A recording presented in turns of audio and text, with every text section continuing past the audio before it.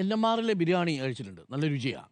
പക്ഷേ തെരഞ്ഞെടുപ്പിൽ ആ ബിരിയാണിയുടെ രുചി ഇത്തവണ എൽ ഡി എഫിന് കിട്ടുമോ എന്നുള്ള കാര്യത്തിൽ എനിക്കും സംശയമുണ്ട്. ഇപ്പോൾ വ്യാപാരി വ്യവസായികളടക്കമുള്ളവർ, പ്രത്യേകിച്ച് റെസ്റ്റോറൻറ്റ് ഉടമകളടക്കമുള്ളവർ എൻഎംആർ റസാക്കിന് വളരെ പൂർണ്ണമായിട്ടുള്ള പിന്തുണയും നൽകിയിട്ടുണ്ട്. യഥാർത്ഥത്തിൽ ഈ ഡീൽ ആരോപണം വസ്തുതാപരമാണോ എന്നുള്ളതാണ് നമ്മൾ പരിശോധിക്കുന്നത്. എൻ്റെ അഭിപ്രായത്തിൽ അത് വസ്തുതാപരമല്ല എന്നുള്ളതാണ്. എന്തുകൊണ്ട് വസ്തുതാപരമല്ല? നോക്കൂ, നമ്മുടെ മുന്നിലുള്ള രണ്ട് യാഥാർത്ഥ്യങ്ങളുണ്ട്. ലോക്സഭാ തെരഞ്ഞെടുപ്പിൽ മലപ്പുറം, പൊന്നാനി, ചാലക്കുടി, പത്തനംതിട്ട ഒഴികെയുള്ള 16 സീറ്റുകളിലും BJP അവരുടെ വോട്ട് വർദ്ധിപ്പിച്ചിട്ടുണ്ട്. നിയമസഭയുടെ കണക്കെടുത്ത് നോക്കിക്കഴിഞ്ഞാൽ 18 LDFന് സമാനമായ രീതിയിൽ BJP ലീഡ് നില ഉയർത്തിയിട്ടുണ്ട്. 11 LDFിനോടൊപ്പം BJP ലോക്സഭാ തെരഞ്ഞെടുപ്പിൽ തൊട്ടടുത്തുവരെ ലീഡിനടുത്തുവരെ എത്തിയിട്ടുണ്ട്. ഇതാണ് യാഥാർത്ഥ്യം. ഈ യാഥാർത്ഥ്യത്തെ നമ്മൾ കണ്ടില്ലെന്ന് നടിക്കാൻ പറ്റില്ല. പക്ഷേ 2024 ലോക്സഭാ തെരഞ്ഞെടുപ്പിന് വലിയ പ്രാധാന്യമുണ്ടായിരുന്നു. അത് മൂന്നാം ഊഴം BJPക്ക് കൊടുക്കുന്നു എന്ന് മാത്രമല്ല, അവിടെ കേരളത്തിൽ നിന്ന് 2-3 ഒരുപക്ഷെ MP മാരുണ്ടാവാനുള്ള സാധ്യതയുണ്ട്. ഒന്ന്, തിരുവനന്തപുരത്ത് നിന്ന് രാജീവ് ചന്ദ്രശേഖർ, ആറ്റിങ്ങലിൽ നിന്ന് V മുരളീധരൻ, തൃശ്ശൂരിൽ നിന്ന് സുരേഷ് ഗോപി. വലിയ തരത്തിലുള്ള മോദി പ്രഭാവം ഉണ്ടായിരുന്നൊരു തെരഞ്ഞെടുപ്പാണ് 2024 കടന്നു പോകുന്നത്. അതായത് കേരളത്തിൽ BJP അവരുടെ വോട്ട് വിഹിതം ഏറ്റവും കൂടുതൽ വർദ്ധിപ്പിച്ച തെരഞ്ഞെടുപ്പാണ്. 19% BJP വോട്ട് വിഹിതം വർദ്ധിപ്പിച്ചു. തദ്ദേശ തെരഞ്ഞെടുപ്പായപ്പോഴോ എവിടെ പോയി ആ വോട്ട് വിഹിതം? നേരെ കുത്തനെ ഇടിഞ്ഞ് BJPയുടെ വോട്ട് വിഹിതം 13% വീണു. എന്ന് വെച്ചാൽ അതിൻ്റെ അർത്ഥം എന്താ? 2016 പിണറായി വിജയൻ അധികാരത്തിലേക്ക് വരുമ്പോൾ എന്തായിരുന്നോ BJPയുടെ വോട്ട്, അതുതന്നെയാണ് 2026 പിണറായി വിജയൻ, രണ്ടാം പിണറായി സർക്കാർ അവരുടെ ഭരണം അവസാനിപ്പിക്കുമ്പോഴും BJPയുടെ വോട്ട്. എന്ന് പറഞ്ഞാൽ കഴിഞ്ഞ 10 വർഷത്തിനിടയിൽ 2016 നിയമസഭാ തെരഞ്ഞെടുപ്പിൻ്റെയും 2025 തദ്ദേശ തെരഞ്ഞെടുപ്പിൻ്റെയും കണക്കുകൾ പരിശോധിച്ചാൽ ഓൺ ഗ്രൗണ്ട് BJPയുടെ വോട്ട് വിഹിതം ആ അർത്ഥത്തിൽ വലിയ രീതിയിൽ വർദ്ധിച്ചിട്ടില്ലെന്ന് കാണാൻ കഴിയും. ഇന്ത്യയിൽ ഏത് സംസ്ഥാനത്താണ് 10 വർഷത്തിനിടയിൽ കോൺഗ്രസ് ഭരിച്ചൊരു സംസ്ഥാനത്ത് BJPയുടെ വോട്ട് വളരാതിരുന്നിട്ടുള്ളത്?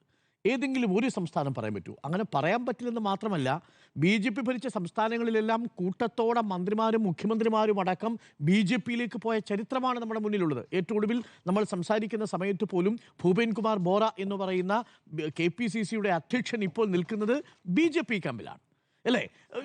ആ സ്ഥാനാർത്ഥിയായി മത്സരിക്കുകയാണ് എന്നുള്ളതാണ്. നോക്കൂ, അവിടുത്തെ കോൺഗ്രസിൻ്റെ അധ്യക്ഷനാണ്, PCC അധ്യക്ഷനാണ് ഇന്നിപ്പോൾ BJP സ്ഥാനാർത്ഥിയായിട്ട് മത്സരിക്കുന്നത്. 7-ലധികം BJP മുഖ്യമന്ത്രിമാരെ സംഭാവന ചെയ്ത ഒരു പാർട്ടിയല്ലേ കോൺഗ്രസ്. കേരളത്തിലേക്ക് വന്നാൽ ഈ നിയമസഭാ തെരഞ്ഞെടുപ്പിൽ മത്സരിക്കുമ്പോൾ 5 സ്ഥാനാർത്ഥികളെ BJPക്ക് വേണ്ടി സംഭാവന ചെയ്ത പാർട്ടിയുടെ പേരെന്താ? കോൺഗ്രസ് എന്നാ. എന്നിട്ട് ആ പാർട്ടി പറയുകയാണ് നമുക്കിവിടെ ഡീല്. ഇന്ന് മത്സരിക്കുന്ന 5 BJP സ്ഥാനാർത്ഥികൾ, NDA സ്ഥാനാർത്ഥികൾ കോൺഗ്രസിൽ ഈ തെരഞ്ഞെടുപ്പിന് മുമ്പ് പ്രവർത്തിച്ചിരുന്നവരാണെന്നേ. വളരെ ഒരു തരത്തിലുള്ള ആശങ്കയുമില്ലാതെ ഇറങ്ങിപ്പോകാൻ പറ്റി. ഈ തെരഞ്ഞെടുപ്പിൻ്റെ സമയത്ത് സ്ഥാനാർത്ഥി നിർണ്ണയവുമായി ബന്ധപ്പെട്ട് CPM-ൽ നിന്ന് ഏതെങ്കിലും ഒരാൾ ഇറങ്ങി BJPയുടെ സ്ഥാനാർത്ഥിയായതായിട്ട് ചൂണ്ടിക്കാണിക്കാൻ പറ്റൂ? രാജേന്ദ്രൻ പുറത്താക്കിയത് ആരാണ്? CPM-ൽ എത്ര കാലം മുമ്പ് പുറത്താക്കി രാജേന്ദ്രനെ? അയാൾ CPM-ലെ അംഗമാണോ?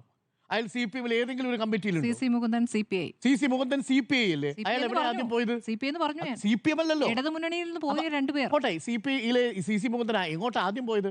കോൺഗ്രസിലേക്കല്ലേ? ചർച്ച നടത്തിയത് കോൺഗ്രസിലേക്ക് ക്ഷണിച്ചിട്ട് കോൺഗ്രസിൽ കിട്ടാതിരുന്നപ്പോഴല്ലേ BJPയിലേക്ക് പോയത്? അപ്പൊ എന്ന് പറഞ്ഞാൽ എന്താ? നേരെ കോൺഗ്രസിൽ നിന്ന് ഡയറക്റ്റ് എൻട്രി ടു BJP. പുറത്തിറങ്ങി പോകുന്നതിനെ പറ്റി അല്ലല്ലോ ഡീൽ എന്ന് പറയുന്നത്. ഡീൽ എന്ന് പറഞ്ഞാൽ 2 പാർട്ടി ഡീല് മാത്രമല്ല, ഡീലാണ്. നോക്കൂ, ഡീലിലേക്ക് വരാം. ഡീല് രണ്ടാമത്തെ കാര്യം, നേരിട്ടിറങ്ങി മത്സരിക്കാൻ പോവാ കോൺഗ്രസ്. കേരളത്തിൽ ഇറങ്ങിയിട്ടാണല്ലോ മത്സരിക്കാൻ പോകുന്നത്. BJPയുടെ 5 സ്ഥാനാർത്ഥികളെ സംഭാവന ചെയ്ത പാർട്ടിയുടെ പേര് പാർട്ടി സംഭാവന ചെയ്യുന്നല്ലോ, അവിടെ നിന്ന് ഇറങ്ങി പോയിട്ട് പോയി മത്സരിക്കാൻ സംഭാവനയാണോ? സംഭാവനയാണോ? അപ്പൊ കോൺഗ്രസിന്റെ സംഭാവനയാണോ? കോൺഗ്രസിന്റെ സംഭാവനയാണോ? ഈ 5 പേര് ഇറങ്ങി പോവാണ്. കോൺഗ്രസിന്റെ സംഭാവനയാണോ? സരി, അത് പറയൂ. നമുക്ക് അതിലേക്ക് വരാം. കോൺഗ്രസിന്റെ സംഭാവനയാണോ? സരി, ഞാൻ പറയാം. എന്താണ് CPM-ലുള്ള സംഭാവനയാണോ? 100% അയാളെ വളർത്തിയൊരു നേതാവ് എന്ന നിലയിൽ കോൺഗ്രസ് അയാൾ അവിടെ നിന്ന് BJPയിലേക്ക് ഒരു നേതാവ് എങ്ങനെ രൂപപ്പെട്ടു വരുന്നത്? ആ നേതാവിനെ ആ പാർട്ടി വളർത്തി, ആ പാർട്ടി പിന്തുണച്ച്, ആ പാർട്ടിയുടെ ആശയങ്ങളിൽ ആകൃഷ്ടനായി വരുന്ന ഒരു നേതാവ് വളരെ എളുപ്പം തെരഞ്ഞെടുക്കുന്ന സ്വാഭാവിക ചോയ്സ് BJP ആവുന്നത് എന്തുകൊണ്ടാണ്? കോൺഗ്രസിന്റെ ആശയത്തേക്കാൾ അപ്പുറമുള്ള താല്പര്യങ്ങളാണ്. പക്ഷേ എന്റെ ചോദ്യം, ഒരു കോൺഗ്രസിന്റെ ഒരു നേതാവിന് സ്വാഭാവിക ചോയ്സ് ആയിട്ട് BJP വരുന്നത് എന്തുകൊണ്ടാണ്? എത്ര എളുപ്പം? അല്ല, സ്വാഭാവിക ചോയ്സ് എന്ന് പറയേണ്ട, അങ്ങ് പറഞ്ഞ പോലെ നോർത്ത് ഇന്ത്യയിൽ കാര്യം ശരിയാണ്, അതിനകത്ത് ഒരു തർക്കവും ഇല്ല.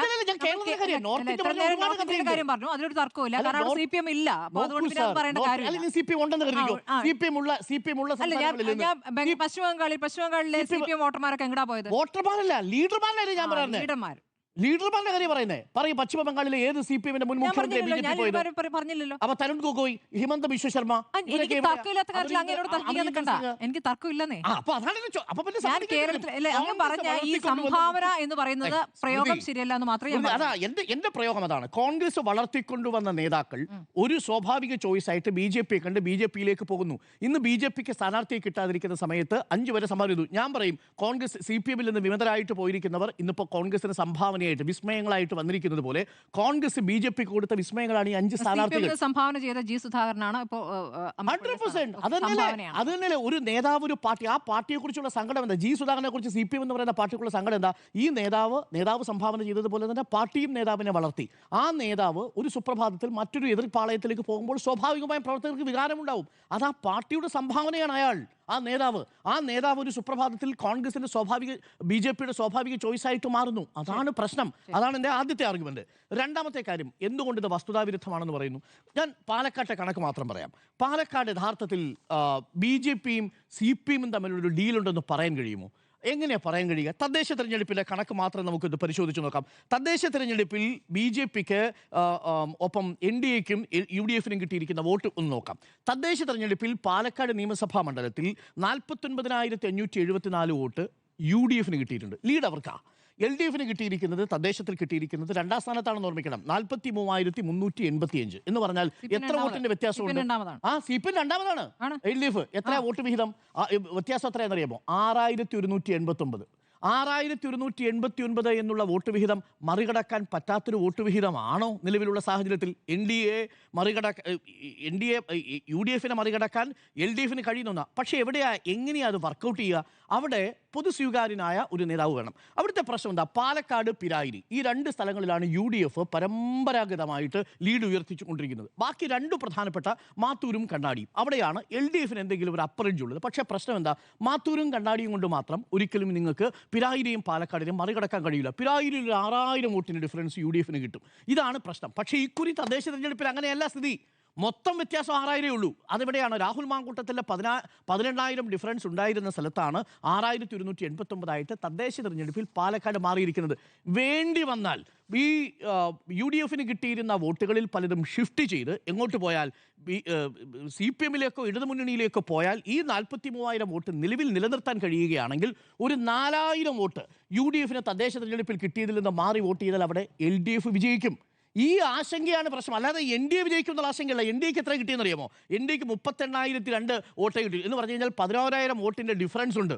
11,000 വോട്ടിന്റെ ഡിഫറൻസ് ഉണ്ട് UDF-ഉം NDA-യും തമ്മിൽ. അപ്പോൾ പാലക്കാട് LDF സ്ഥാനാർത്ഥിയുടെ വിജയ സാധ്യതയാണ് ഒന്ന് ഈ പറയുന്ന ഒരു ആരോപണം ഉന്നയിച്ചത്. 2, തീർച്ചയായിട്ടും ശോഭാ സുരേന്ദ്രൻ അവിടെ മികച്ച പെർഫോമൻസ് കാഴ്ചവെക്കുമോ, ഈഴവ വോട്ടുകൾ ബെൽറ്റിൽ നിന്ന് പോകുമോ എന്നുള്ളതാണ്. ഞാനിപ്പോഴും ഉറച്ചു വിശ്വസിക്കുന്നു അവിടെ UDF സ്ഥാനാർത്ഥിക്ക് വിജയ സാധ്യത ഇപ്പോഴും കൂടുതലാണ് നിലവിലിരിക്കുന്ന സാഹചര്യത്തിൽ. അവിടെ ആ അർത്ഥത്തിൽ അങ്ങനെ ഒരു ഡീലില്ല എന്നുള്ളതാണ്.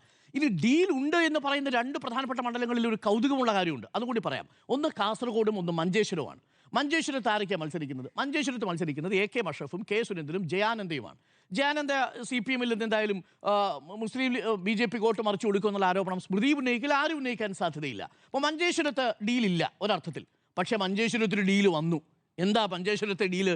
മഞ്ചേശ്വരത്ത് SDP മത്സരിക്കാൻ പോവാ. SDP എത്രയുണ്ട് അവിടെ വോട്ട് വിഹിതം? തദ്ദേശ തെരഞ്ഞെടുപ്പിലെ കണക്ക് പരിശോധിച്ചാൽ 8,000 വോട്ട് മഞ്ചേശ്വരം മണ്ഡലത്തിലുണ്ട്. മഞ്ചേശ്വരത്തിൽ ഇപ്പോൾ നിലവിൽ UDF-ഉം BJP-യും തമ്മിലുള്ള വ്യത്യാസം എത്രയാ? 860 വോട്ട്. 8,000 വോട്ട് എവിടെയാണ് കിടക്കുന്നത്? SDP. കഴിഞ്ഞ തവണ മഷറഫിന് കിട്ടിയ വോട്ടായി 8,000. ഈ 8,000 വോട്ട് ഇത്തവണ AK മഷറഫിൻ്റെ അക്കൗണ്ടിൽ നിന്ന് കുറഞ്ഞാൽ സ്വാഭാവികമായും രണ്ടാമത്തെ ചോയ്സ് ആരാ? അവിടെ സുരേന്ദ്രനാ, K സുരേന്ദ്രൻ. അതായത് SDP അവരുടെ വോട്ട് പിടിക്കുകയും AK മഷറഫിൻ്റെ വോട്ട് സ്പ്ലിറ്റ് ചെയ്ത് SDP-യിലേക്ക് പോവുകയും ചെയ്താൽ ഒരു 1000 വോട്ട് പോയാൽ മതി. 1000 വോട്ട് അവിടെ നിന്ന് പോയാൽ പോലും അവിടെ സുരേന്ദ്രൻ ജയിക്കാനുള്ള സാധ്യതയുണ്ട്. അവിടുത്തെ ഡീൽ ആരാ? അവിടുത്തെ ഡീല് ആ അർത്ഥത്തിലാണെങ്കിൽ UDF-ഉം പണ്ട് നേരത്തെ UDF-ന് ചില മണ്ഡലങ്ങളിൽ പിന്തുണ സ്വീകരിക്കുകയും ചെയ്ത SDP-യും തമ്മിലാണ്. അങ്ങനെയാണെങ്കിൽ അവിടെ NDA-യും SDP-യും തമ്മിലാണ് ലീഡ്, നമുക്ക് ഡീലെന്ന് പറയേണ്ടി വരും. പക്ഷേ ഒരു ഡീലായിട്ട് ഞാൻ അതിനെ ആരോപിക്കുന്നില്ല. പക്ഷേ അവിടെ വിജയ സാധ്യത വരുന്നു SDP സ്ഥാനാർത്ഥി നിർത്തുന്നതോടുകൂടി.